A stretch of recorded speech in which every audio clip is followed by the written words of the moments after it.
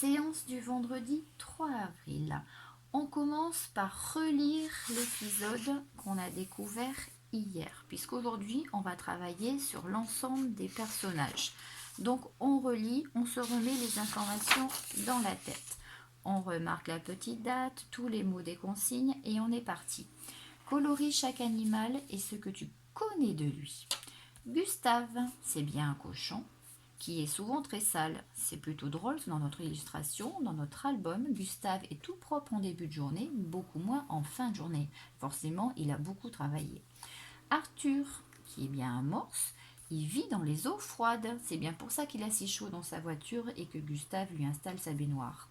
Rico, qui est un rhinocéros, est l'un des plus gros animaux. Alors que ce qui est drôle dans cet album, c'est qu'il arrive sur un tout petit vélo moteur. Et Gina, qui est une girafe, elle vit en Afrique dans les pays chauds, mais dans sa voiture, elle a la tête en hauteur et elle a très très froid. Merci Gustave de lui trouver la solution. Consigne 2. Entoure d'une même couleur le personnage sans problème et les objets utilisés par Gustave. L'idée de cette séance, c'est vraiment faire du lien entre ce qu'on sait de ces animaux, entre ce qui est du domaine de l'histoire, ce qui est du domaine de l'illustration, donc ça n'est pas simple pour les enfants. Rico, sa selle n'est pas confortable, forcément elle est toute petite. Et pour l'aider, Gustave il a besoin du guidon et de la roue de moto, ainsi que du fauteuil. Gina, qui est une girafe, qui vit dans les pays chauds, elle a bien froid.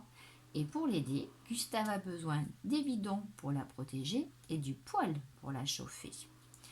Arthur, le morse, qui vit dans les eaux froides et qui a si soif avec sa bouteille, il se déshydrate et sa peau le brûle.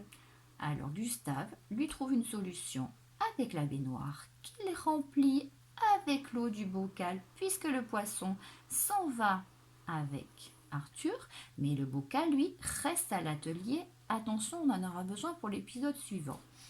3. Explique comment chaque objet choisi par Gustave a aidé chacun de ses amis. Donc là, c'est à l'enfant d'expliquer chacune des solutions trouvées par Gustave. Consigne 4, observe chaque illustration et entoure en rouge l'oiseau. Je vous avais parlé en début de semaine des indices cachés dans les images. C'est bien l'oiseau qui indique à chaque fois quel est l'objet que Gustave va utiliser. Pour Rico, l'oiseau est dans le fauteuil. C'est le fauteuil dont on aura besoin. Pour Gina, l'oiseau est dans le poêle. C'est le poêle l'élément majeur de la solution. Et pour Arthur, l'oiseau est dans la baignoire parce que bien sûr, Arthur sera installé dans la baignoire. Consigne 5. Observe les 3 illustrations et complète les phrases à l'aide de la boîte à mots.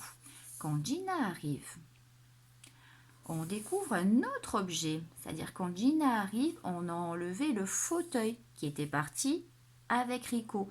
Qu'est-ce qu'on voit apparaître? On voit apparaître la marmite qui était cachée derrière. Et quand Arthur arrive, on a enlevé les bidons qui sont partis avec Gina.